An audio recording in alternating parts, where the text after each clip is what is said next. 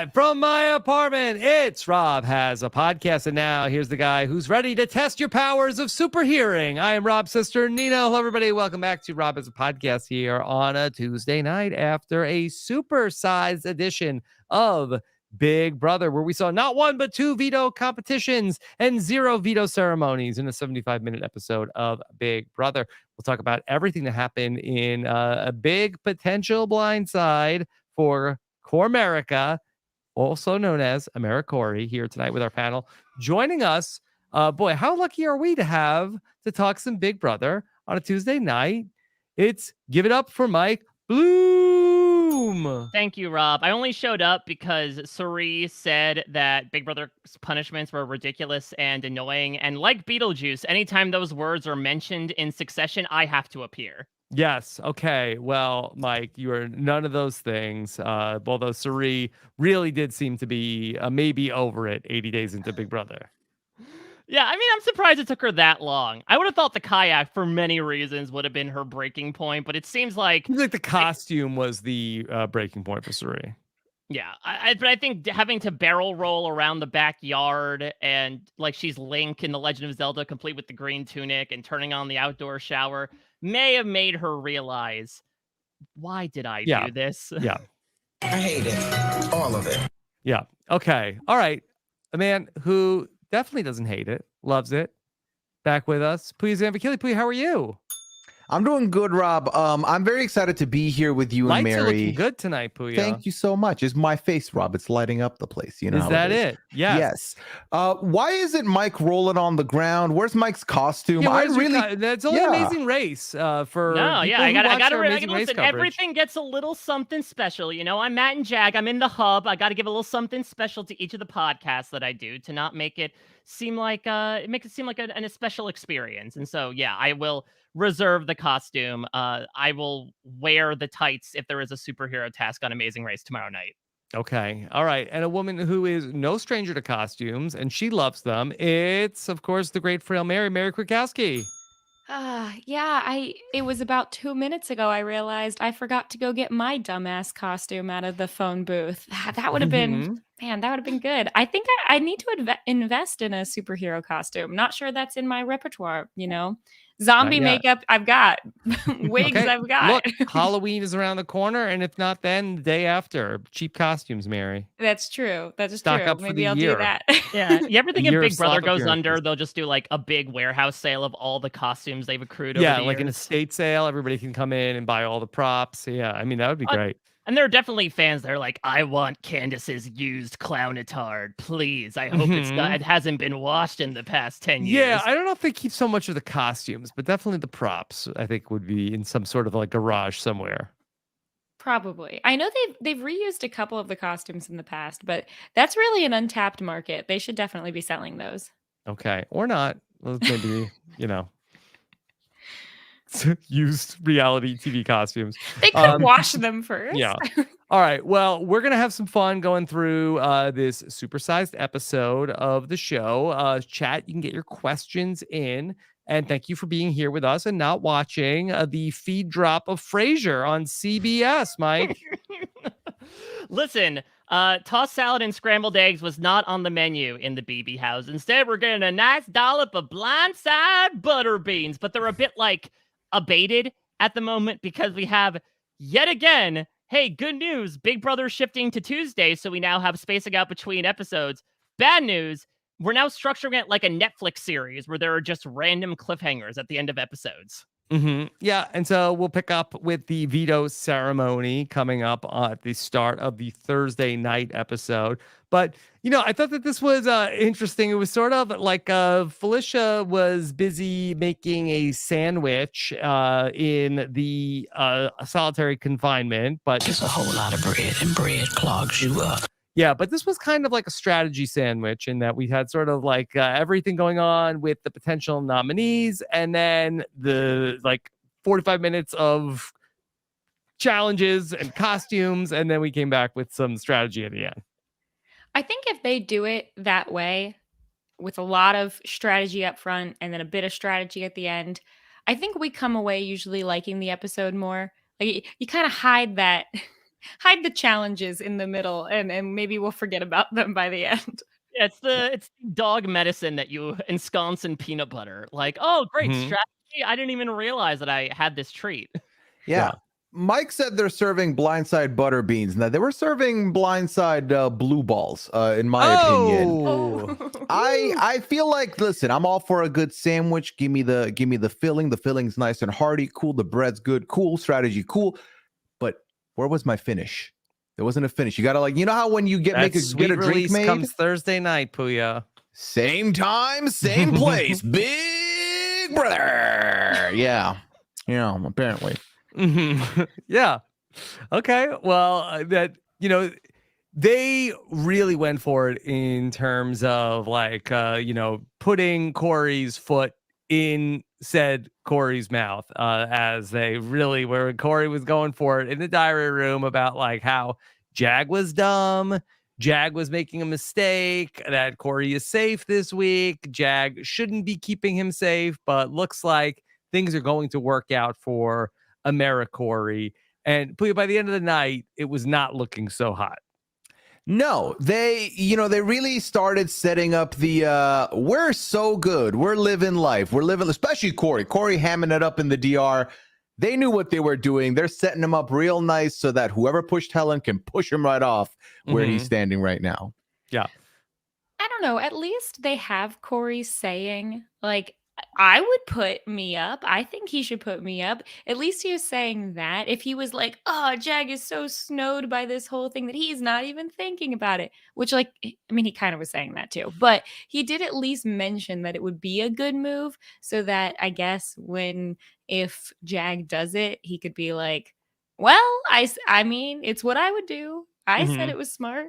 I love it. This is such a culmination. And let me put out a blanket statement here, because I'm sure people will, as they have been doing this season, take our comments piecemeal and apply them to say about how much we either love or hate their favorites based upon it. It really is like the Rosetta Stone out there on social media of like, I think it means this. I really do like everyone that is left, this final 8. And do you? That's for me to know and you to find out. But I have been really adoring Corey's downfall here. He grew the stash, but he lost the sense of game. And the fact is that Corey has been predicating his game this entire time on like really doing this 4-dimensional chess of like, well, if I were in their position, this is what I would do. And I think on paper, that's the optimal way to think about something. But I always go back to legendary Survivor character Greg with 3 Gs, Greg Carey from Survivor Palau, oftentimes said like, yeah, you could think about prisoner's dilemma and you could think about the perfect solution to all these economic situations. But the fact of the matter is you're dealing with flesh and blood people and they don't always behave rationally. And I think that's always been Corey's downfall, is that he's verbalized so much about like what he thinks other people would do if he were them, which is Mary is talking about what he's vocalizing right now.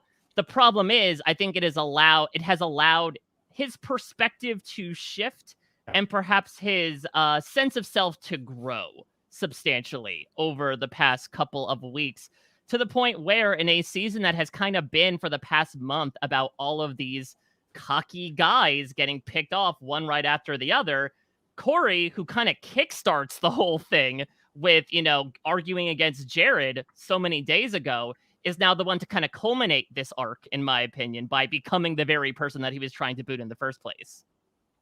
Here's what I'll say about Corey. I think that he's probably one of the people left in the house who I think eventually would listen back to some podcasts about the season or accept some of the feedback. Hey, I think Corey would be a great second time player.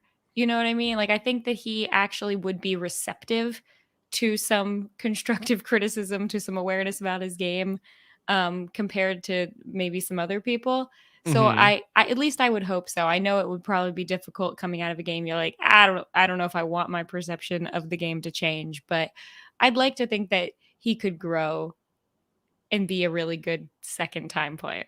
I mean, did you hear Zingbot? I do think he needs growth. Yeah. I mean, he's also 21 years old, I think, or 22, I'm sorry now, at this point in time.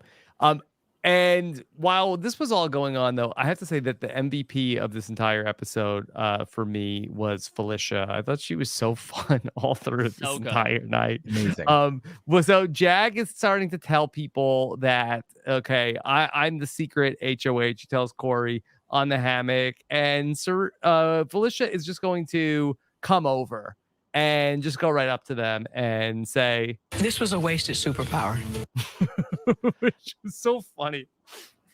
Well, even before that, though, she walks up to the two of them and doesn't say hello, starts her conversation with, okay, I like being direct. Who's the target, me or Blue? No salutations, immediately comes in with the body of the email. And then, of course, these two guys try to play it off. And then Felicia's like, okay, I'm going to go bake a lasagna. But Garfield, you sit here. Let me go eat my lasagna. And Corey, you're about to hate Mondays, much like that cat. I love Felicia so much.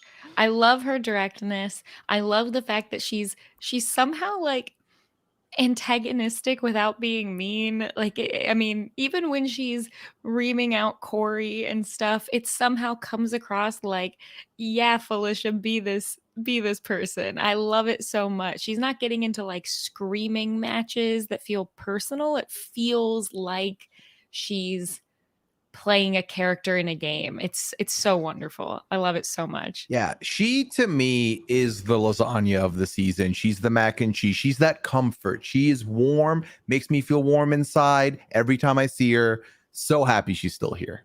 If I was in the house this season, I'm pretty confident I would just be parked next to Felicia the entire day. I would just sit next to her. I would just absorb everything she has to say. I want to be Felicia's sidekick. Yeah, throw out subjects. No, yeah, you want to be the Dan, right? Talking to Rennie about time zones. Like, nothing is better. You have nothing to do in this house, especially with 100 days. You absolutely follow the entertainment. And the entertainment right now is existing through Felicia. Just get Felicia riled up about any topic. Make her, what's the name? Andy Rooney? What was the name of the old man that used to be on 60 Minutes? And just have her complain to the nines about the person, place, or thing. That's how I get through the day. Well, she's great. She doesn't even need somebody to bounce off of. That she can just have like this external monologue that just goes on. And her in the solitary confinement scene that we'll get into was just like so wonderful. I could listen to her just talk and talk and talk. She's incredible. So happy that what a gift we've had to have Felicia get this far into the game. And she had a few close calls, but she's still with us. The big thing that okay, Rob, she's not that old. Yeah. I think you were saying she's had other close calls this season. No, I was saying she's not that old, that she's had several close calls and she's in hospice right now. No. She did get put into home for 24 hours, right? That's true. All right, but I want to talk about the big moment that happened in the episode where we saw where Corey and America, they're feeling good. They're feeling like they're in the top 7. America wants a backup ally, and America goes to Blue and says, hey, just so you know, she tells the whole plan. Matt and Jack are targeting you. Okay. Just going to tell you what they want to tell you what's up. So you have a shot. You could work with us. And Blue said, I'm not buying it. The math ain't mathin'. And Pooya, this really set this whole night into motion. Yeah, I feel like definitely the show omitted some things here, namely some influence from one Suri involved in all of this. But America made a key mistake. Key mistake being it's invisible HOH. Obviously, you know who the HOH is, whatever. Why are you opening your mouth right now? Mm-hmm. If it's meant to be, if it's truly meant to be that you want Blue to be your backup, wait till the damn veto ceremony is over to make your decision, to make your commitment. Take a walk, take a nap, have a snack. Park next to Felicia. What are you doing? There you go. See, that's the solution, is like, rather than running your mouth for the umpteenth time, and this time it actually does get you in trouble, just sit next to Felicia. If you feel you have energy to expend. I mean, this was just so incredible. Here's the thing. Blue is stupid. But what America did is also stupid as well. To Pooya's point, like, it just seems like it's an example to me of like America being able to get away with this in a manner of speaking for most of the season, where she has admitted things. Remember, she told Cameron about, the whole plan that he was initially the boot during the Jared HOH, but was able to get away with it. People were mad at her, but there were bigger fish to fry. And so she was able to escape the block. And so it's understandable why she might think like, well, I've gone away with it before. Let me try it again. And then she tries it here. And the one time it doesn't work because Blue decides, okay, this fact, fake news. I'm going to take this directly back to the source, the very people that were trying to slander me here. And so as a result, like it ends up with the combination of the veto being a good move for Blue somehow. I feel like the contestants in this game they've got like their clocks messed up. Like they forgot that the time to throw out things like strategy and secrets and stuff is either after you've been put up on the block when you're trying to campaign for votes, or at the very least after the veto's been won, but not like before that happens when you could be put up. Like they're like, oh, okay, so I'm not the HOH, someone else has won HOH, now's the time for me to like start spreading secrets about them or talking to the person on the block who needs to campaign. The timeline is off. They need to adjust a little bit, because this is like the 20th time this season that something like this has happened. It's like, just wait, this is fine, you can talk about this later maybe. It's really that, Mary, where the season, the way the culture of the season forms every year depends on what the cast is doing, what they're looking at. Obviously, this season we had the outgoing HOH be the outgoing target and so on. For me, it was this. They are way too sharing with their information, so much so that we're in a week where there's an invisible HOH and everyone knew who the invisible HOH is. So they do the most. You can, again, this whole game is about accruing social capital through information, using that later, making a deposit, then withdrawing to make some influential picks later. But they're just willing to, like, you know what? Take my social capital. I don't want it. You can have it. I'm very giving that way. And I don't get it. Okay. Sorry, go ahead, Rob. You go ahead, Mary. I was going to say that the benefit of sharing strategic information is that you first make the social connection and then you share the strategic information with that person. I think sometimes people feel like if I share the strategic information, we will then have formed a social connection. But if there's no trust there, then that information is just going to keep getting used. And especially with someone like American Blue, where it's like, dang it, I keep giving her this information and she keeps screwing me over with it. Maybe this time we'll be friends, and she won't. Maybe this time. Yeah, well, that's the thing. America's thinking, I honestly leave this episode questioning more than when I entered. Between her repetitive, again, pitching to Blue of like, I gotta get her on board. Though, again, I could see a part of her that's like, truly the fact that she was nominated by her best friend in the house and he told her that, surely she'll be feeling a certain way. Evidently not. But then also on the other hand, things like throwing the final 8 veto because you felt like it's okay at the moment to one of the nominees and the person you knew was HOH. The definition of insanity is doing things repetitively and expecting different outcomes. And I do feel like that's kind of the track America is on at this point of like, okay, but if I keep doing this, maybe one time it'll actually work out. You're talking about the person still, right? Not the country. Porque no los dos. Okay. All right. I would like to just touch on a couple of things. Pooya, you said that Cerie's part in this was omitted from the episode. What part did Cerie play in all of this? In the entirety of the episode, I feel like the show didn't give Cerie the credit of A, figuring out who the invisible HOH was herself, and then B, coaching Blue on how to approach with the ammo she has to turn some tides over. I feel like Cerie has been very influential in both fostering the Blue relationship, but also coaching Blue on what to say and do which I feel like was not shown at all this episode. All we got from Suri was, sadly, for the most part, her punishment costume. Mm-hmm. Yeah, and Suri also was a big hand in spreading the information to all the other house guests that Jag was the invisible HOH, and also working Jag in such a way where he didn't put her up as either a pawn or, you know, any type of nominee, and also didn't I guess this wasn't shown, but worked on him in such a way where he didn't even want to use her as a replacement down the line, which it's Suri. The fact that she's not even being considered is amazing. Yeah, I do think, though, Big Brother, from a show perspective, this has been talked about from BB Can especially, really likes to push like the most simplistic narratives. They have like a direct buy club subscription to Occam's Razor service. They really want to go with like the simplest narrative possible. And how many times in the past 2 weeks have we heard Suri say, I'm just going to slip into the back and nobody is going to notice me? And so I do think, as weird as it to say, that people can't hold two ideas in their heads, that like Suri is doing that, but is also making these moves, which is true, is what's happening actually on the feeds. I do think they want to put forward this more simple narrative of like, just wait. Suri's going to make her big move eventually. Right now, she's going to sit back and wait and let everyone else do stuff.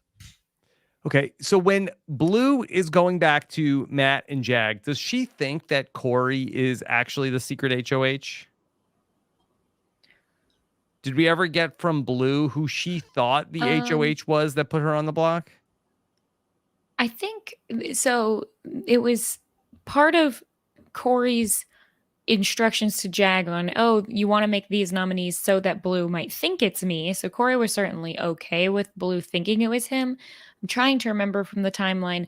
I know eventually Suri hints enough to Blue that it is Jag, that I know that she eventually is aware that it's probably Jag, but I think Suri told her. I don't remember like right away when she was nominated who she thought it was. She probably was considering that it was Corey, though. All right. Well, then we get in the episode, Blue goes to Jag, then she goes to Matt, and she's talking about what America was saying to her, and Matt and Jag were starting to see her having some reservations about working with America and Corey. They're not loyal.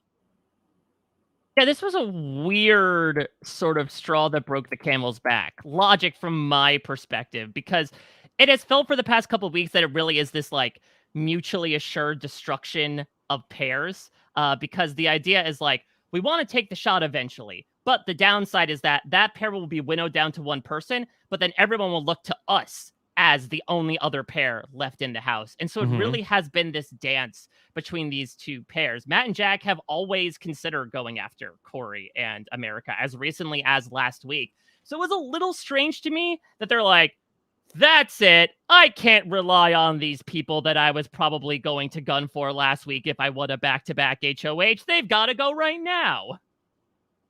Yeah. All right. That's the setup getting into the veto competition. Everybody gets to play in the multiplicity HOH competition. And, you know, this is the season where we're taking HOHs and turning them into vetoes. The Scrambleverse is at play. And we get what is typically an endurance HOH challenge as our veto this week. Rob, would you like a theory from one me? Sure. They didn't want to pay anybody to man the cams over on live feed tower on Thursday, because this should have been televised on the feeds. Are you imagining that this is like an air traffic control tower, that there's a big ass obelisk in the studio lot that has the feedsters just like at buttons at all times? Yeah, they were like, you know what? No, we lock this up till 3 a.m. That's what we do on Thursday nights now. We do not give Pooya feeds until way late into the night. No HOH comp happens here. Push it to the veto. Make this the comics. I mean, obviously, Scrambleverse makes sense, but part of me was very annoyed that we get an endurance HOH yet again, might I add. But then it wasn't televised. Why? It was just 2 hours. It's just 2 hours. So the theory is that they didn't want to pay the live feed guy. The theory is they blew their budget on the crystals that were smoky in the HOH room. and they couldn't pay a couple people a couple bucks to be there. Yeah. Okay, that's interesting. I found it so strange seeing real trees. Yeah. Like obviously this was on a separate lot. I don't know Like if the this was Nether region. Yeah, I don't know if Yeah. this was on the same cul-de-sac as Nether Gorgon's so hideout. basically, like, just the layout, if you've ever been to the CBS Radford lot, like the Big Brother compound is like all the way at the back, and there's a bunch of like backlot streets, and this is probably like about a block or so away from the Big Brother house. So they brought them outside to go do this.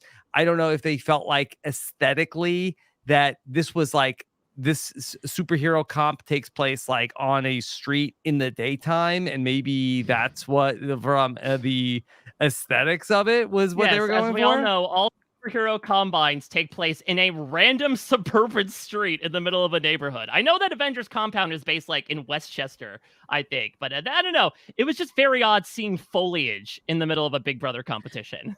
Yeah, it like felt too real. You know, it was like the first time I remember watching a Blu-ray, and I was like, it seems like I'm on the set. This feels too real. I don't like it. Not enough goopocalypse for you, Yeah, Mary? turn down that HD. Give me some fake backdrops. That's what I need. Don't worry, Mary. You know what was there to take me right out of the surreality of the fantasy? What? Optimus Prime. Did you see Optimus Prime was just standing there? Yeah. How did Optimus Prime get in there?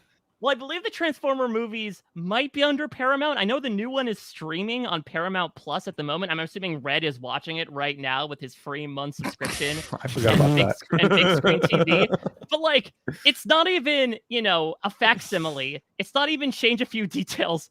It's just Optimus Prime standing there with no mention. Was that like an actual legitimate one? I thought it might be like a budget Wish.com version of a Transformer type situation. It looked legitimately like Optimus Prime. I don't know him I think that it terribly looks well, like Transformers Dark of the Moon is on so at least a Transformers movie looks like it is on Paramount. So I don't know if they were able to just hike up Paramount Mountain and pull down Optimus Prime imagery. I love it though. Like, it doesn't make any sense. Why would these superheroes be facing off against giant robots, let alone Transformers? But like, I want more of it. I wanted Optimus Prime to talk to the house guests on the street. I want to be like, hello, house guests. You must find the Allspark. Or guess how long Jack can hang on to the Allspark to win another veto. I want canon. We had The Exorcist. That was just a taste. I want as much brand tie-ins as possible, especially now that the strikes are over. Well, maybe you want to talk it through here for a minute. What would the Transformers robots want with the Big Brother house guests? Well, Why are the Big Brother house guests the perfect people to take on the Transformers? Supple human The flesh Autobots. for them to consume. I think they've got a large reach too. I mean, think about it. You've got the live feeders watching. If they can send out a message that would get to the entire BB Twitterverse, like that's pretty widespread. That would be good there. Yeah. All right. Well, we'll continue to try to crack this mystery as we can. All right. So people were falling off quickly. A couple people ended up going out real quick. Felicia went out after 3 minutes. We saw where Bowie Jane went out pretty early. Corey was just like completely spun around. I guess Mike, this was the literal version of the figurative trajectory of Corey's game this week. Exactly. He thought he was going to go for a lot longer, but then he gets his head too twisted up and he ends up dropping as a result. I feel like, I don't know, I might have to go to like a BB Wiki while we're doing this. I'm trying to remember like what the average time of spinning discs is. Because I saw someone posted the BB11 version of this, which was legitimately like if they had pressed the turbo button, they were going so fast. I can't imagine that they've lasted longer than like a couple of hours, because if these people were dropping out in the range of like 5 to 30 minutes until Blue and Jag hung in there, it must be a really tough competition. What's the hack on this? Do you want to be like a bigger person that it's harder to get spun around, or do you want to be like the smaller, traditionally like lower center of gravity person on this? I feel like being smaller, probably better. I feel like what you want to do is, what I've noticed is you want to like hug it as close as you can so that you don't end up making a shape with your body and the rope is really what it is. If you can stay straight next to the rope, you're in a better spot than if you end up making a triangle with your body or a rhombus or any type of other shape while trying to hold this thing.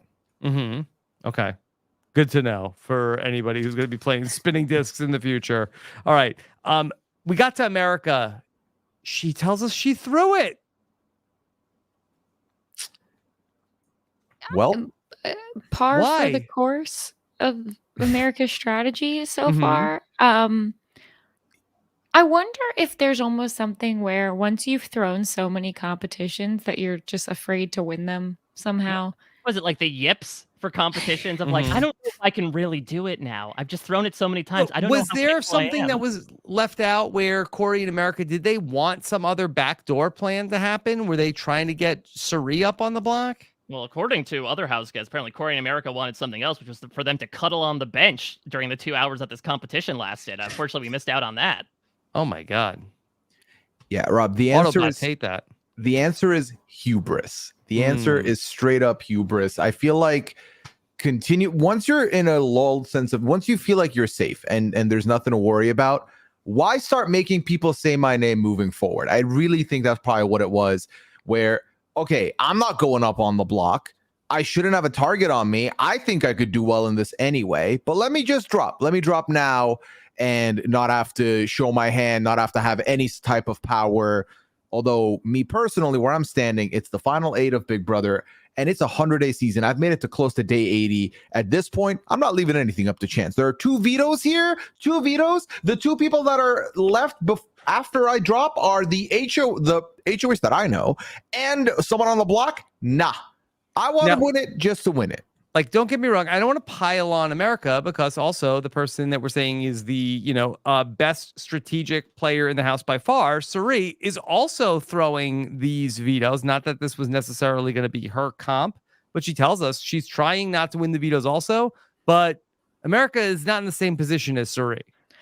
Yeah, I think there's a big difference here when you have Suri, noted competitor in reality games, who has already been seen to be a power player in the house early on for the first 40 days, got, had her game severely messed up with the Jared situation, and then has finally sort of come back into being in a good position. I can understand where Suri is like, actually, probably good for me to keep laying low.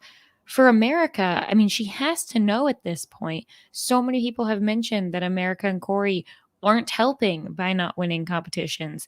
But when you compare what's the competition throwing in Big Brother to like the advantages and things in Survivor that can put a target on your back, like I can understand more why a person in Survivor might say, I don't know that I want to find this public advantage or idol or go on this journey and have a target on my back and have people wonder about me. And I wonder if it's sort of like that idea of, oh, I don't want to win this veto because then I'm going to have to make a decision. I'm going to have to pick between Blue and Felicia. I'm going to have to, consult with people. And I just think it's too late in the game to be worrying about things like that. Yeah, I feel like...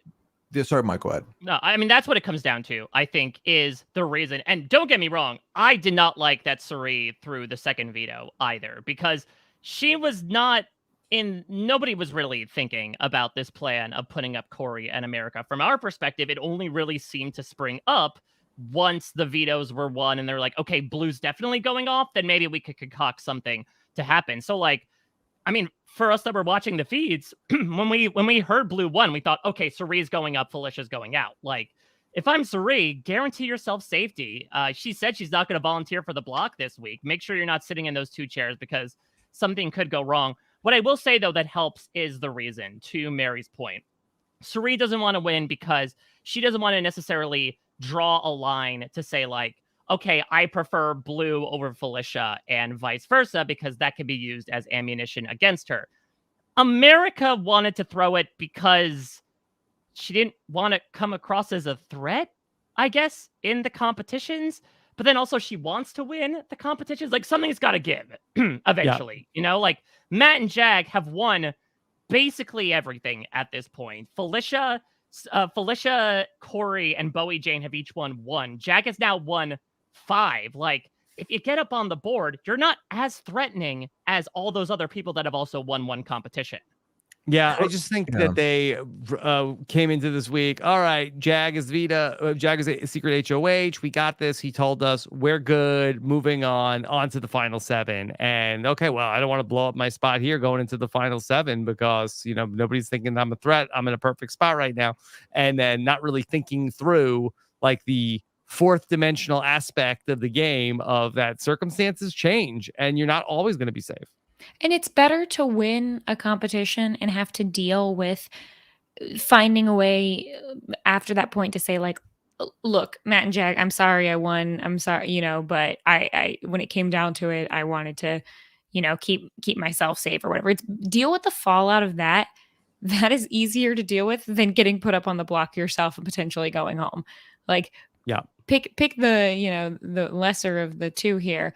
And also, especially in that second competition, this is a pretty much purely luck-based competition. Nobody's going to think you're some massive threat by guessing the correct number.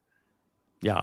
All right. So I think America goes out with 22 minutes left. And then there's Jag and Blue, and they're going to go for almost another 2 hours by just themselves. I mean, this was pretty incredible, spinning on that thing and getting slammed into it.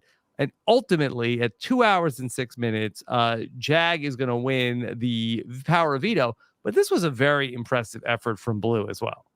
Yeah, I got to say that as much as we might make poke at Blue a couple times, say certain words about her, like I certainly have. Like, I really do admire the fact that she clearly is there to win. We have certainly had house guests in seasons past who are just sort of like, get me to jury, and then I'll just pop on everyone's TikToks for the next few weeks so I can bank off of that, and that's it. I think people probably levied those accusations towards Blue once it started in the game, and it was clear, like, maybe she was not the most like in it to win it person from a cutthroat strategic perspective. The fact of the matter is her ass was on the block and she hung in there for 2 hours. And I do think she has proved herself this week as a competitor. I think she had a really good head for that second competition, which we'll get into. And so like, I'm happy with what Blue was able to prove that, like, yes, she may not be as up to snuff with certain game skills compared to other members of her cast, but at the same time, like, when she feels she's in danger, she's going to do stuff. She's not just going to sit back and take that check. Okay. Second veto comp comes up. This is kind of a wild competition. Okay. We're going to do 2 things simultaneously.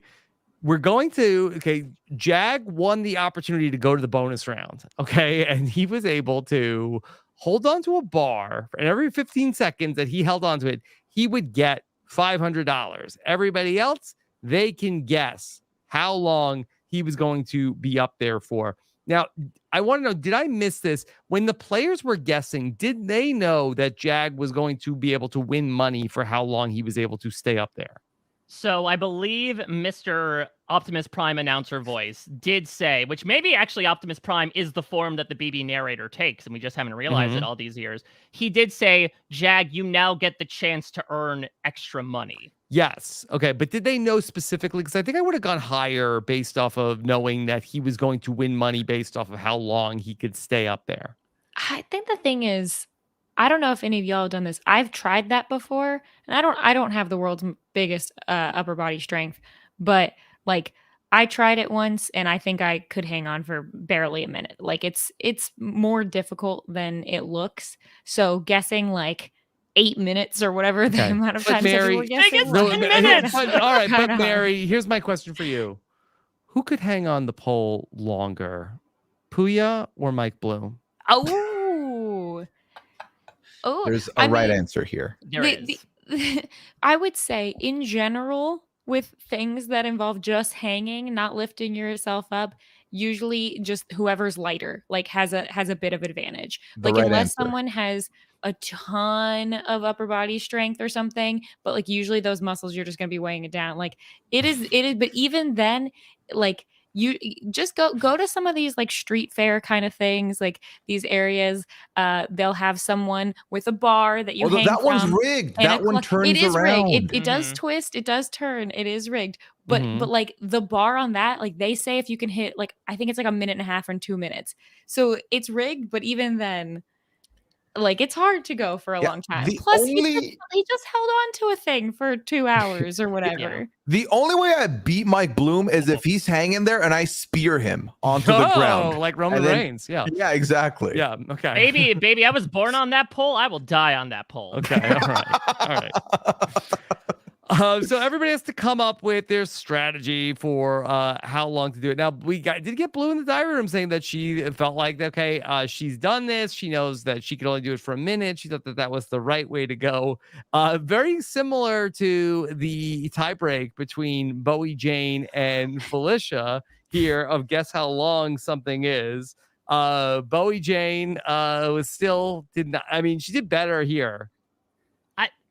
These women need to go back to math class. Mhm. Like, I don't know if it's just because it's been a number of years since they've been in any sort of educational process. I want to send them back to school and just figure out, like, how many seconds are in a minute? Yeah. How many minutes are in Now- a week? Mike, I do think there is a possibility that being in the Big Brother house completely alters your sense of time, that each minute could be a year in the Big Brother house.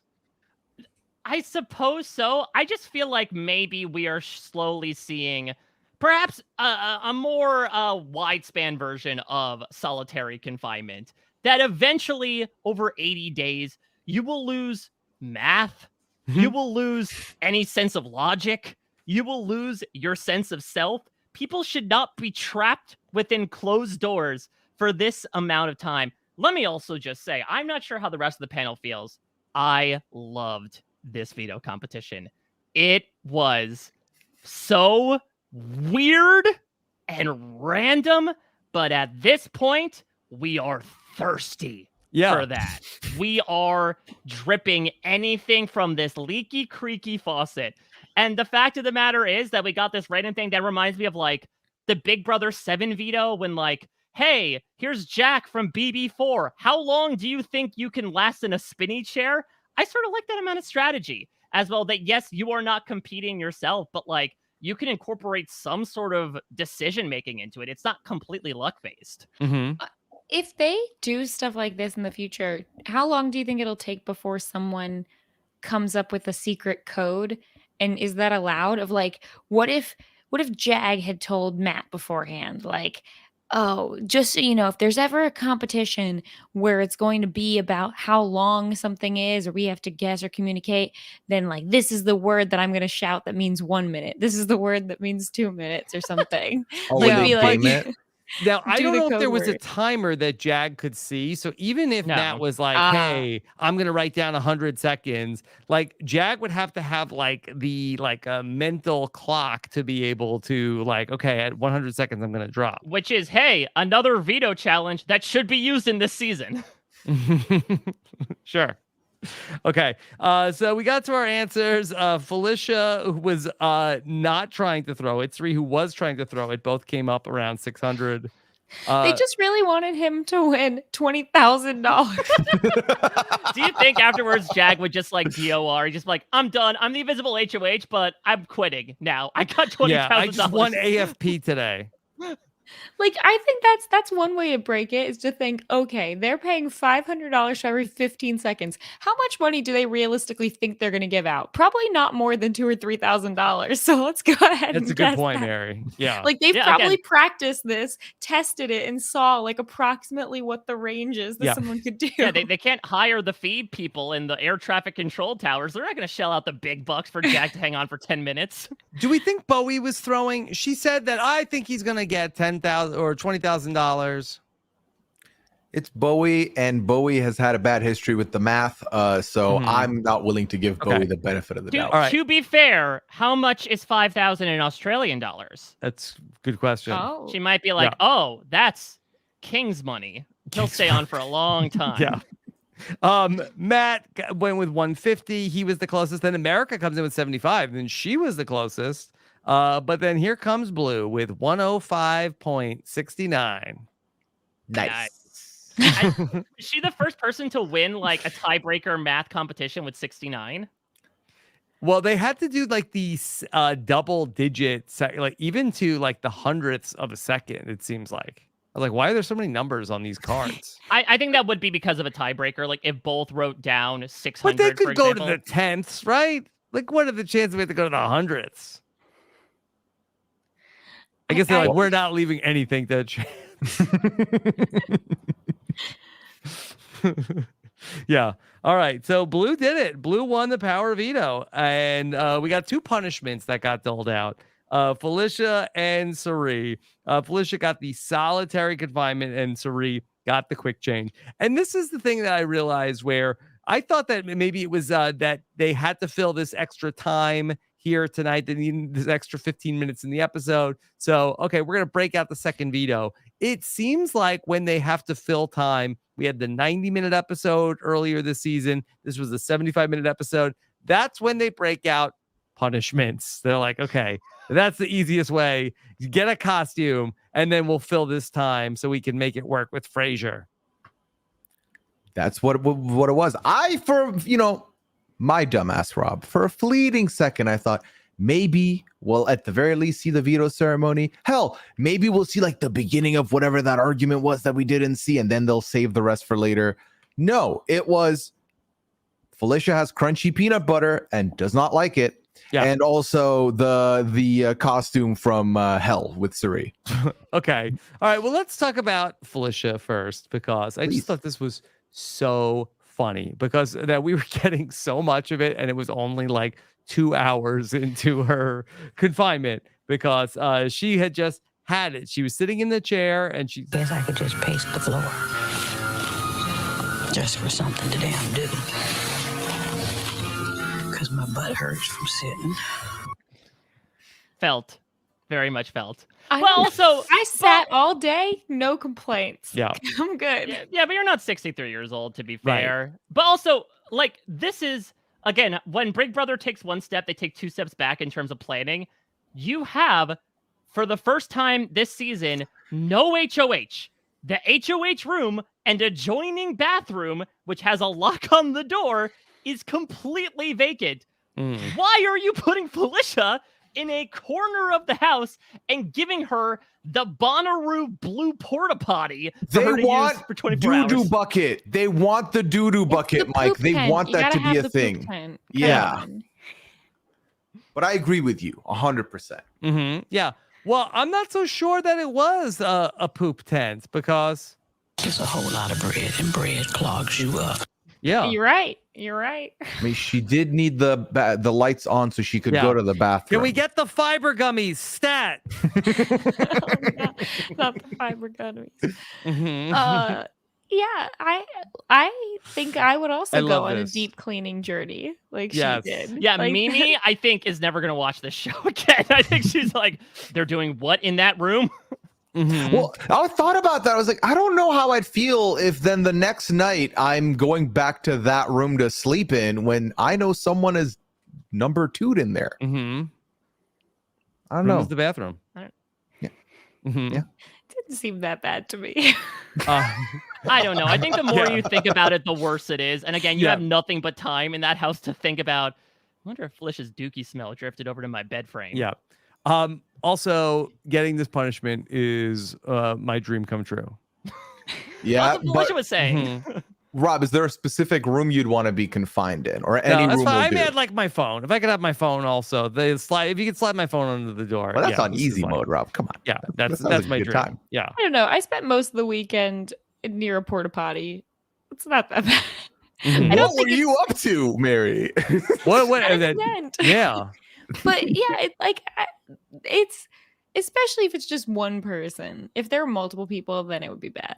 Yeah, but I think Felicia was fine. She's been through worse. Okay. Sure then we got to Suri, and Suri I thought that this was so much fun in terms of just like such a great encapsulation of Suri. She's talking about the costumes, but I think we can really surmise Suri is very over Big Brother. From the second she gets the costume, I think like all the other punishments, is going to be something ridiculous and something annoying, but that's what it is on Big Brother. I am obsessed with the fact that a Survivor legend is not like she's not realistically under duress. Again, like she does not plan to leave the game. She is still in it to win it, but is very much coming across like, please get me out of here. Yeah. Mike, even like the things that, like Corey's like, oh my God, it's a dream come true to be zinged by the Zingbot. Suri is like, I hate this Zingbot. Like even the things that are like the milestones, she's like, every one of them is just under her skin and annoying. Yeah, I mean, I think it's true to your weekly recap. She is the Shannon Gus of like probably not knowing a lot about Big Brother, getting second-handed through Rachel, through Janelle, and then coming in and being like, wait, what's this robot? Wait, I gotta do this for 24 hours? Mm-hmm. And people want to do this? Yep. She really does. I hate it. All of it. What's also great is I love the fact that Big Brother is keeping this on the show. Like Yeah, they're not trying they're putting to, it in. Yeah, they're not trying to Again, pretend that everyone loves the thing. She's specifically talking about the costumes, but I think that this is more of like broad strokes about Big Brother. Why couldn't I have that? I would escape this house, these people. Instead, I get this dumbass costume. She's like me. 80 days, this is too much. The season should have been done by now. So I fully understand her pain. I too would have liked to take the 20. You know what, Mary, you're right. Sitting next to porta potty, not that bad when you consider the alternative. Jumping around, roll in the backyard, do this, stand under the water. No, thank you. No, I love that. I would play the X-ray game for 100 days straight. Personally, that is endlessly entertaining to me. How funny was that? Where it's like, all right, Suri, test your X-ray vision. And so I don't know if that like they could not move on until Suri correctly guessed they didn't explain the rules of the X-ray game. But I don't know if they were like, all right, keep doing it until you get it right. And Suri is just going to guess fiber gummies every single time until they put the fiber gummies under the tray. And Suri is like, does not want to be there. She does not want to do it. The fiber gummies. Like, no. What a better representation of America and Blue's dynamic. It's Blue. I'm going to work. Blue's great this time. She'll work with me. How about this time? No, maybe this time. But I think this time it might actually be right. Yeah. Fiber gummies. No, it's condoms and lotion. Okay. Guess not the procadocidactics again. Not the prophylactics. Yeah, not the damn prophylactics. Yeah. So this might be a self-report on me because it might have been talked about elsewhere. Fiber gummies are just gummies that are high in fiber. What do you think they are? I don't know. When I hear gummy, I think two things. One is candy, and the other one's real nice. If that's the case, I think Suri is very much being like, get me in some sort of state, conk me out so I don't have to think about my existence under these four walls. Let's talk about the strategy that comes out of these double vetoes that are going to be used. Okay, Jag, he is going to talk with Matt and they say, hey, look, we've got to just go after Corey and America. Matt is on board. And so that they start telling everybody, Jag is the invisible HOH. Jag goes to Felicia and says, hey, I'm the invisible HOH, but we're taking you off of the block. She's happy. We'll also see Jag go to talk to Blue and tell her that he is the secret HOH. But hey, it was Corey in America. It was their idea. Yeah, this was a little bit smoother on the TV show than it was in the live feeds. They were really going for Jag, big brain. They kind of cut out all of the like messiness from Jag throughout all of this. Yeah, Mary, could you explain a little bit more? Because I watched this episode. I was like, Jag did a pretty good job. Although I go on Twitter and people say, no, Jag did not do that great of a job. Well, I think the thing is, Taryn said it best when he said that, like, this is the correct outcome for Jag to have finally gotten to. This is the best thing for his game. But he went about it in such a way where, I mean, throughout this process, shortly before deciding to take Blue and Felicia off the block and put up America and Corey, he considered doing things like putting Bowie up, putting Matt up, taking one of them down, putting Suri up. Like he went through the whole list and only eventually got to the idea of, oh yeah, we could put up both America and Corey, and then blame it to Blue on America and Corey for having us got this way. It's not even really, when you think about it, if you're Blue and you're thinking, wait, Jag, I thought I was friends with you and allies with you this whole time, but what you're telling me is that America and Corey, who you've told me you're not close with, convinced you enough to turn your back on your ally that you've had since the beginning, but only now that I've won veto, now you're reconsidering and you're trying to blame it on them? Like, the whole thing is kind of a lot more messy. To give Jag credit, it doesn't really seem like Blue's thinking too hard about it. She mostly seems to be like, oh, cool, great, yay. But it's not like he did this. It wasn't the smooth path that the TV show is making it seem. No, absolutely not. He took the scenic route through the messiest swamp possible. Because even, like, I'm not even thinking about the Blue stuff. The fact that he told Corey and America in the first place is completely egregious on my part. Especially now, maybe he didn't have any sort of inkling of an idea of like, okay, maybe I'd put them out.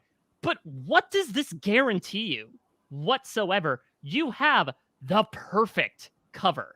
You have no reason outside of like your tightest ally, and then maybe if you want to bring in someone else to affirm to them, hey, I'm the invisible HOH. You have an excuse to not get blood on your hands whatsoever. Instead, Jag immerses himself fully in blood by saying, hey, Corey, America, I'm the invisible HOH. Corey and America think, okay, he told us firsthand that he is the HOH. That means he will not nominate us.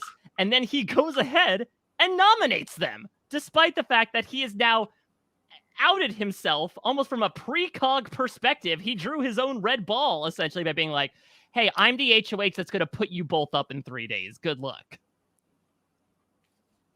So we're going to see where now Jag is going to feel like, okay, we're going to have some fun. He says it Cam style fun. Chaos. Cam style and fun in the same sentence. Yep. Scrambleverse. And that's where we end the episode. Cliffhanger coming up on Thursday. What will happen?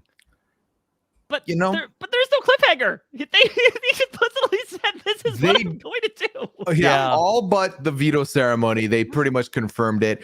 I hadn't really thought about this, but of course it makes sense given that the ceremony's on Monday and now the episodes are on Tuesday, that the turnaround is a little too quick potentially for them to shove it in there. Although I would say you could shove a minute and a half in there. I've edited some videos. Yeah. I could you could do it. You could. Stuff happens on Wednesday that they edit into the Thursday episode. I feel like That's that's true. almost You could the do it. same You amount of could do it. turnaround. Yeah. But I do think that they like having it in the Thursday episode. I think especially if they don't have a comp on Thursday night, I think it helps fill some time. So that might be what they're going for. But we can talk about it here today. Do we need to hit the spoiler music? If you want to, Rob. Why not? If you're Why into not? it. I feel like people don't like it if we skip it. So let's. You have your buzzer. Yeah, ready to go. And so let's talk about the spoilers as we get ready for Thursday night's eviction. The Office of Civil Defense has issued the following message. This is A spoiler. warning. A spoiler. Warning means that an actual Spoiler. against this country has been detected and that protective action should be taken. Yes. Okay, Mike, good job doing the Bruce robot. Very, very good job. Because Hey, Pooya, did you Usually see that? robots don't come after me because I'm always around the water and that's their worst enemy. Okay. So, Yeah. all right. Not for long, Matt. AI is taking over, and they're water resistant. They're the OtterBox generation. All right. Well, there was a cliffhanger, but not a good one for AmeriCorey. Not for them. They are officially on the block. Blue took herself off the block. Jack took Felicia off the block and replaced them with the showmans. They are on the block. One of them will be going home, and they are separated at the final 8. But in all likelihood, they'll have some time in the jury together. These were, I think no matter what, no matter how far America might go, I think that we only have 3 weeks left of this, so no matter what, but these were some fantastic feeds we got yesterday. This was, again, like Jag could have gone about this in so many different ways, but from an entertainment perspective, come on, God, to quote Miss Felicia, we got some very fun stuff yesterday. Yeah. What in particular, Mike? Well, here comes America doing her best Logan Roy impression. Apparently there was yet another blow up after the veto ceremony. The second time in 3 weeks that has happened. This cast is giving so much conflict. I love it. Where America walks into the bathroom to wash her hands. She takes a brief break from her blanketing, some moping, being in her feels, I think understandably so, after getting blindsided, gets up to wash her hands. Jag's like, oh, we can talk about it later if you want to. And America turns to him and says, literally, F off, except she didn't say F. And she walks away, and that's anything and everything these people will talk about for the 12 hours after that. Yeah. I mean, and outside the house too. I mean, this is a pretty a lot of people talking about it. Yeah. It's a good moment for sure. Has there been any movement in the campaigns? Or things just is everybody just locked in? Here's the thing. So as of right now, Corey is the one joining Cameron in the jury house. It's about as locked in as it can be. I feel like there's a combination of Corey caring for America beyond anything else to really want to, push to get rid of her, because like campaigning for him is campaigning against her and vice versa. But still, I just feel like it's kind of the bet has been made. I feel like America at this point also, you tell half the house you tell someone to F off and then they're not messing with you, then other people might be like, oh, you know what? Yeah, I'm keeping America because she don't mess with Jag anymore. So that's not a bad shout to have. But yeah, no, right now it's Corey o'clock. I personally do not see it changing to America o'clock, but this is BB25, so you can't really sell the only anything. thing, we do these veto episodes, and for the longest time they were on Wednesday, and it's like, okay, tomorrow night we know what's going to happen, but we still have a Waffle Wednesday to potentially and the way that these things turn, it's like everybody's like so dead set, and there's always like the thought of like, what if we did the other? So that's the thing. Yes, Waffle Wednesday is a holiday in BB25, but this week the chef is Suri alongside Felicia and Bowie, because it takes 5 votes this week because there are 8 people left. And Blue is pretty much set, suffice it to say, on voting out Corey.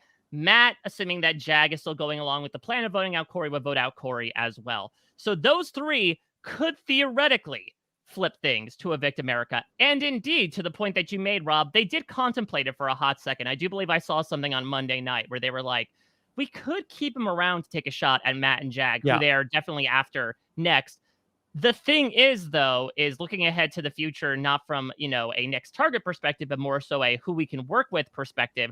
I think to them, they see more appeal in working with America. It seems like there have been some seeds that have been planted over the past few weeks of like, okay, there could be a possible all-women's alliance being formed at this point. And so I do think Suri and Felicia want to pick America up without Corey and hope that they can ride with her. And that's more appealing to this point. The only thing that I could say, and I'm not saying that it is happening now, but then if America starts feeling like, okay, well, my game isn't a total disaster, and she starts to have like a little bit more like pep in her step, and Corey gets like more and more despondent as he heads towards Thursday.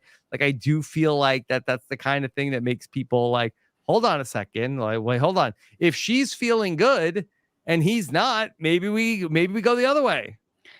I think the hard thing about this week, though, is that because they're in a showmance, they're both going to be upset at least a little bit. Like, even if America feels safe, I think she's still going to have that anger and frustration that they're even in this situation, that she would be losing Corey, that I don't know that we are going to get the like comfortable, cocky, too calm kind of safe person from her.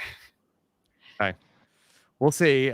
Still, roughly 42 hours to go until eviction. So anything could happen here in the Big Brother 25 house. So maybe there's some hope that this switch, if you want it to change. Otherwise, if you want it to stay the same, maybe there's hope for you too. Okay. Yeah. I mean, listen, again, I love Corey, but I do think, again, it's such a fun end to his story of Corey came in with this plan of like, I want to be the little brother that everyone underestimates. And he was that for the first half of the season. Then he decides, okay, I'm going to start making moves. He helps make this flip happen against Izzy. He calls Jared out and very much outs his game at the same time.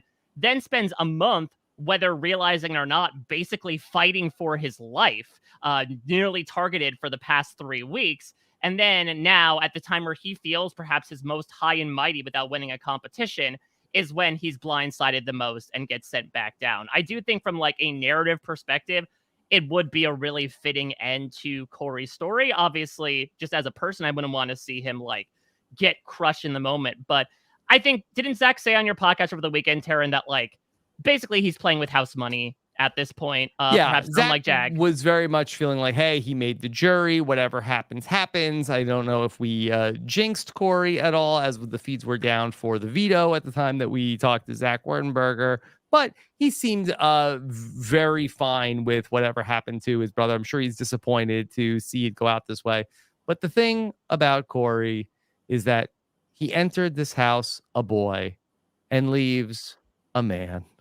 Was about growing up this summer in the Big Brother house. And now he has gone on a most amazing journey for a 22-year-old on television. What do you mean by that? Grew up. Okay. Like as age? Yeah. Okay. now. Yeah, he has a mustache. Ish. He's got a mustache. He's got a mustache. girlfriend. He's got his showmance. Yeah, It's like we dropped him off at college and now he graduated. He stood up to Jared and got him out. Like he's really had the whole experience, you know? Mm-hmm. If he goes to jury, is he shaving that mustache or is he waiting until America gets there? He might shave it. I really hope he does. I don't think he will. He looks like a caterpillar crawled on his face while it was sleeping. And much like the caterpillar that grows and has a metamorphosis. Don't talk about butterflies. I'm going to start crying. Yeah.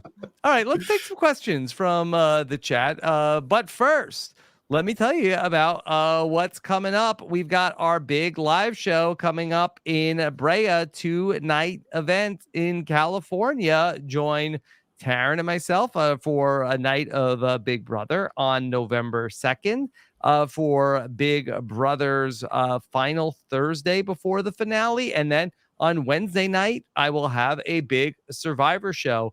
And let me just share with you, we have so many people coming to these 2 nights of events. Go to robinsonwebsite.com/events for tickets. Do we have the card? Do we have the picture? Okay. All right. This is, I said, hey, can we do a face morph here of Full screen that, Rob. Full screen it. Let's try to put as many people as we can Oh that my are God. coming. Could we combine them into one person? I want to marry this person. Oh. Yeah, they don't give you face morph on Big Brother. We do right here on RHAP, okay? We got you. Try to put them all together into one, okay? All right, and so I think we have, over 30 reality stars coming across 2 nights for those shows, so that's going to be a lot of fun. robinswebsite.com/events for ticket information and patrons. You have your discount codes on Patreon. All right. Let's take some questions from the chat. Okay. How about a question?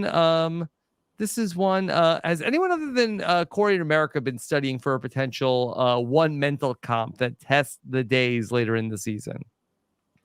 I mean, we saw Felicia in the not in the half hour, but in her 24 hours saying, Kirsten went out, then this happened, then this happened. So yeah, no, people are doing the studies. People have been studying. Mm-hmm. Yeah, I think for OTEV in particular last week, I remember them coming up with that mnemonic device about the order that house guests were evicted in, and it didn't help Suri. So again, it might be a foregone conclusion at the end of this. Again, Felicia will have to count to win that competition. But yeah, people are studying. Again, they have nothing but time, and they also are aware, and Corey has made them well aware as well about the types of mental competitions that exist at the end. Okay. All right. A question from Ashley who says, is Suri willing to actively work with America moving forward, provided she stays, or will she remain neutral? I think she'll be willing to work with her. I think Suri is looking to win, and I think that Suri out of everyone is most keen on not just sticking with Jag and Matt for the fun of it. I think she has too much trust in Matt, but I definitely think she wants Jag gone as soon as possible. Yeah. Suri was the first person to check in with America after America gets blindsided and put up on the block to be like, hey, just wanted to, I'm happy I'm not up, but, I'm sorry you're up. But also they all knew. So I feel like she's already planted seeds to make sure that if you win, the other people, not me.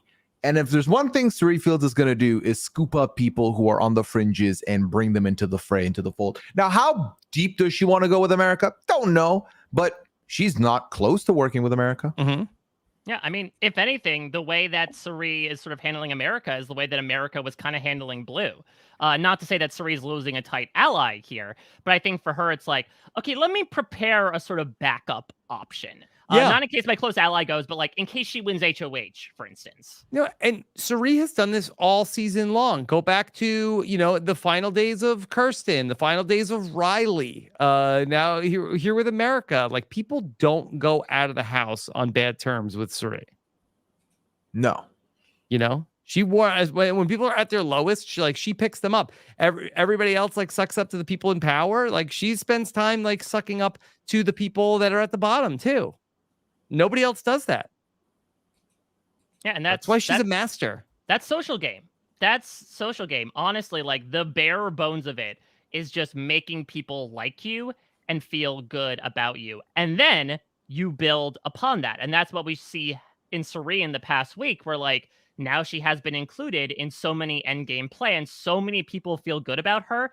All she needed to do was sometimes just treat them as a person and be that first voice in their ear. It's these small little tactics that can be utilized, but when no one else is doing it and you're doing it, it really means a lot.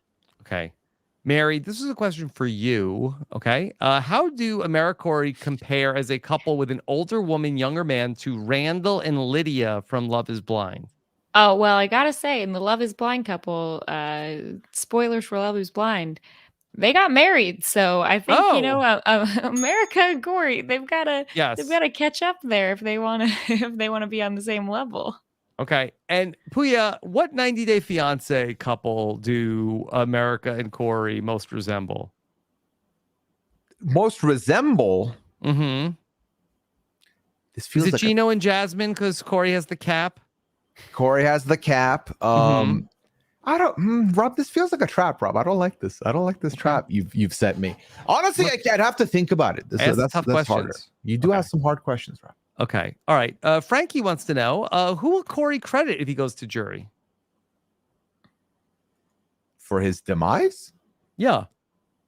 I feel like Jag and Matt, probably. Yeah. Yeah, which it means that the jury is accruing in pro Jag and Matt fashion. Obviously, Cameron in the exit press last week was very pro Matt and Jag, to the point where he explicitly said, I hope they get to the end so I can vote for them. And I think, knowing what we know about Corey, I would assume he would be the type that, regardless of whether he feels steamed about what happened, to Mary's point, he has always kind of pre-couched the logic as to why he was put up there in the first place. And I think he would understand why the move was made, maybe not in the way that it was made, but he would go out saying like, yeah, I was going to take a shot at you guys anyway next week. So, ups to you. Okay. And then David wants to know, what will be the HOH tomorrow night? I guess not who, what will be the HOH tomorrow night? And Thursday night. Yeah. Clearly the slip and slide. Yes. Obviously that's what it is. Yeah. Do we have any suspicions? I mean, here's the thing is that let's talk about schedule for the rest of the season. Okay. So, because we're going to go down to 7 house guests at the end of this. We have, 3 weeks left of the season. Mm-hmm. I think all of us are assuming a double is going to be next week to go down. You do? I mean, we have to go down from 7 to 3 in 2 weeks, right? Assuming that they're going to do like a full week of final 3. Interesting. I mean, this is, I had not heard that yet. Well, let's math some stuff out here. Okay. So, All right. So this Thursday coming up, this is going to be October 19th. And on October 19th, we will go down to 7 people in the house. We will have an episode on an eviction on the 26th, potentially to get us down to 6. They recently I saw that they added another Big Brother night to the final week of the season. The finale is on the 9th. I believe they normally do not have a Tuesday episode or a midweek episode. I believe they did add in a Tuesday episode as well.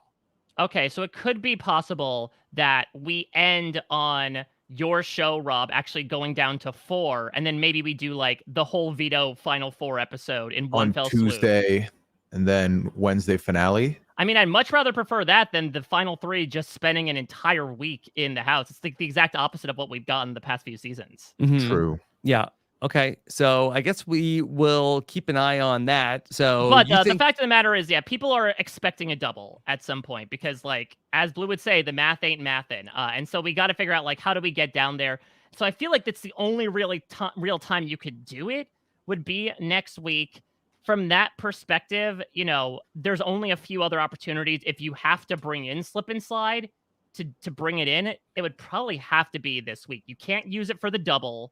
And then you are with so few players that would you want to do it with like there's 4 people no competing? shot at this point that we get Slip and Slide. I feel like we've had too much physical. I feel like at what point do we switch up? And I know that people felt that the sweat competition was sort of Slip and Slide adjacent, like they had that on BB23 and not Slip and Slide. So maybe that is the Slip and Slide aspect we get in this season. Yeah, that's true. Rob, I'm not going to be in LA, and as much as I want my pettiness and FOMO feelings prevented, I really, really hope that if there is a double, it's on that night when you are in LA. That would be super exciting. I mean, I've always felt like with Big Brother, like it gets so boring when you get down to like only a few house guests left. So why not try to keep as many people in the house as possible for as long as possible to help the show?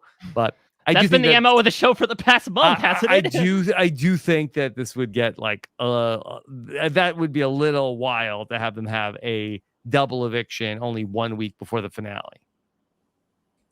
Yeah, I mean, I do think that is probably like the quickest way to do it because like I feel like Final 5 and Final 4 are the most competition dependent. There's usually, unless you're Dan Giesling, there's usually not a lot of strategy that happens around that. So I am more than happy to like get it out of the way and have more extended Final 7 and Final 6 weeks to let that stuff cook.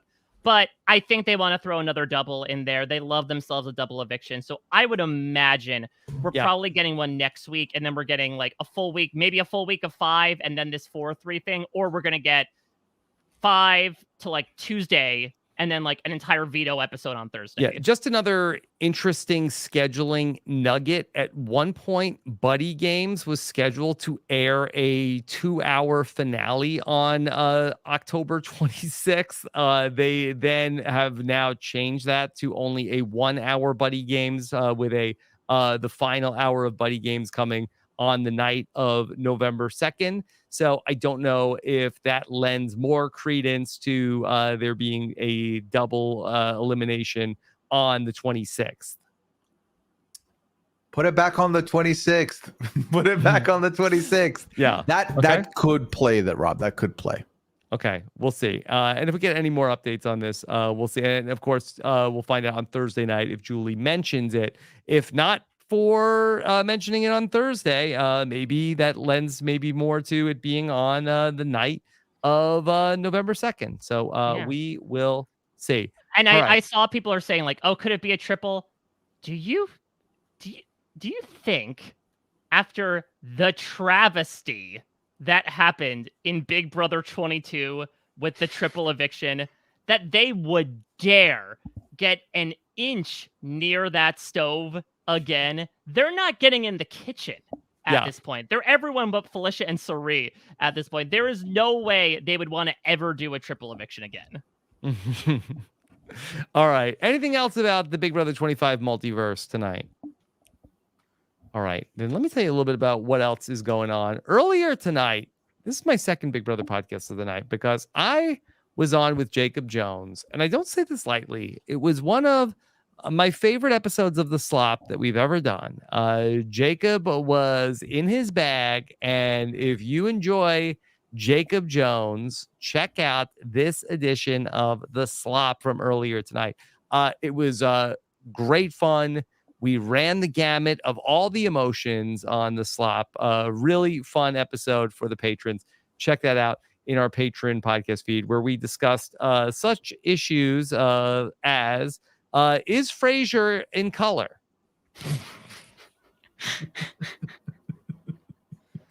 Jacob doesn't Jones know. for you. Yeah. Jacob is a Felicia type where I just need to sit next to him. So just sit next to him for hours and hours on end, and I'll be endlessly entertained. Yeah. Okay. That's up right now for the patrons of Rob Has a Podcast. Okay. Then tomorrow night, I will be talking about some Survivor live after the 90-minute episode of Survivor.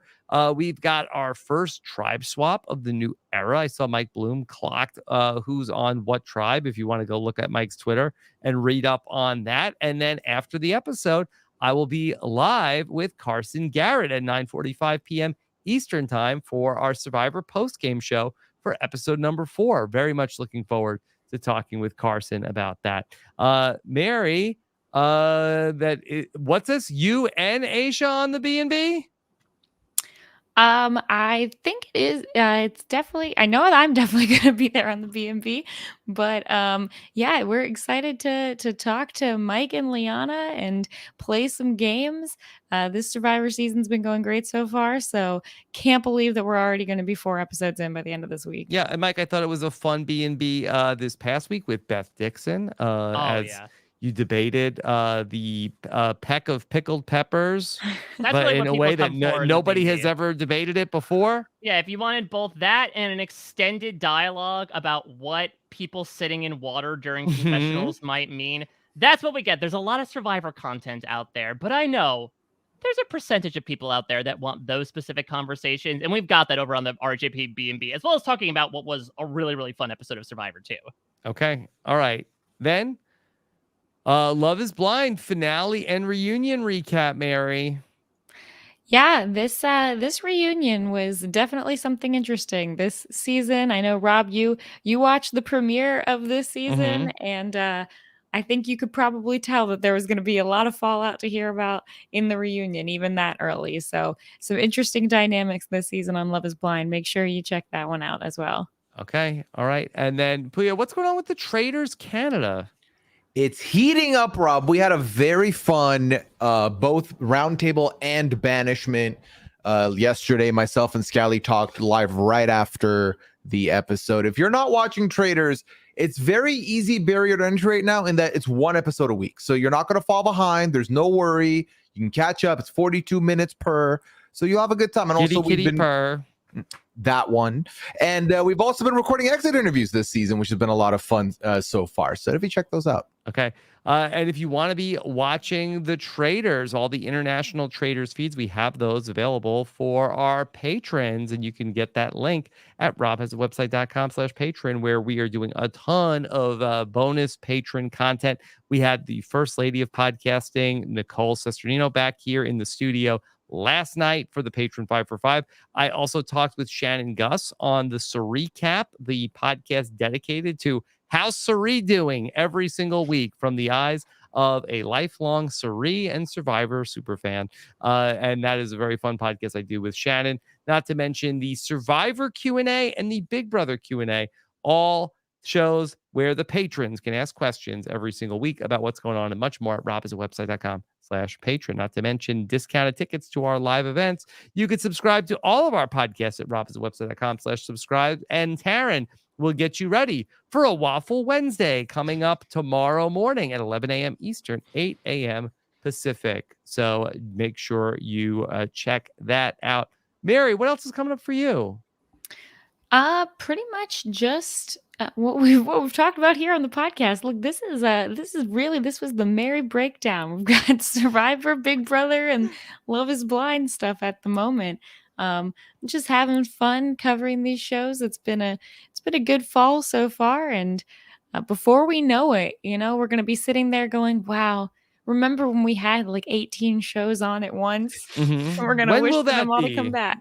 Remember at the January? time? Yeah. For that time. Okay. All right. Yeah. This is the glory days, Mary. It really is. It really is. Okay. Everybody, when you're sad that all the shows are on and you feel like you're behind on podcasts, just think there's going to be a time when you're wishing that you had some more in your feed. All right. Well, Mary, great job here tonight. Pooya, what else is going on for you? I've got 90 Day Fiance and brand new season, Rob. The aforementioned Gino and Jasmine being the only returnees on this season. We're 2 episodes in. I recorded episode 2 with Liana Boris today, so that was a good time. And I've got Jason Reed coming back to talk the other way with me this week as well. And then Masked Singer with Liana as well. We've been silently back for this new season. And so far, it's been fun. It's been nice. So, Okay. yeah. All right. Well, great job tonight, Pooya. And then, Mike, what else is coming up for you? Yeah, so from a Big Brother perspective, of course, I do exit press for Big Brother every week at parade.com. Got to speak with Cameron, got some really interesting comments from him. I mean, any saltiness he had was promptly scraped off his tongue by the time he left. He loves Bowie, he loves Matt, he loves Jag. So, assumingly, I'll be talking with either Corey or maybe America this week. I'm super intrigued to get their thoughts as well. I also will put a little bit of dash of some bad news here. Mrs. Dash? No, unfortunately not.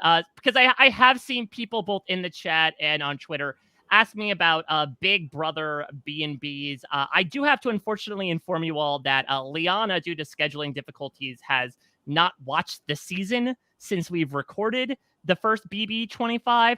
I have dabbled in perhaps bringing on other guests by myself, but due to the schedule that I'm about to go into, it has been tough to find those opportune moments. So hopefully I can find a couple opportunities to do so, but just like a heads up about that. There'll be much more of a rarity this season, unfortunately. That being said, I'm doing a bunch of other really fun reality TV stuff, getting to cover Survivor on the aforementioned B&B, as well as Exit Press every week for Parade.com. Amazing Race. Rob, you, me, and Jess are getting together where I will be wearing a costume to recap episode 4. Yeah, don't sleep on the Amazing Race, everybody.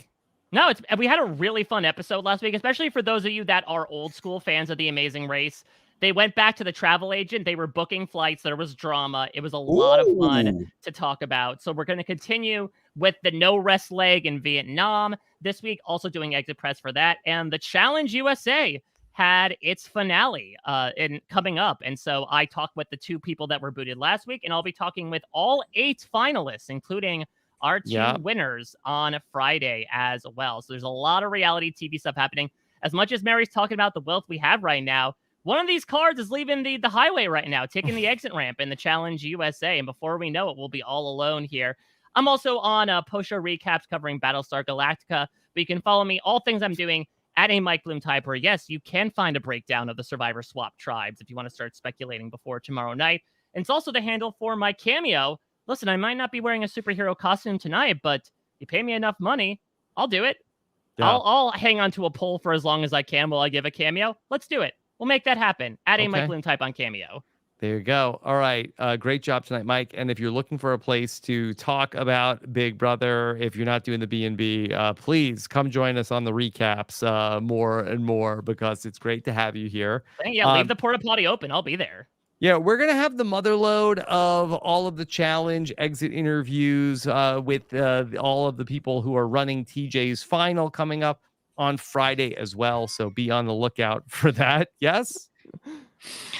Love TJ's final. Yes. Okay. And then we've got plenty more. I did a News AF today, not to mention Suits every single day. Everything you were doing, you can get at robbinswebsite.com/subscribe. Thank you so much for joining us. Take care, everybody. Have a good one. Bye.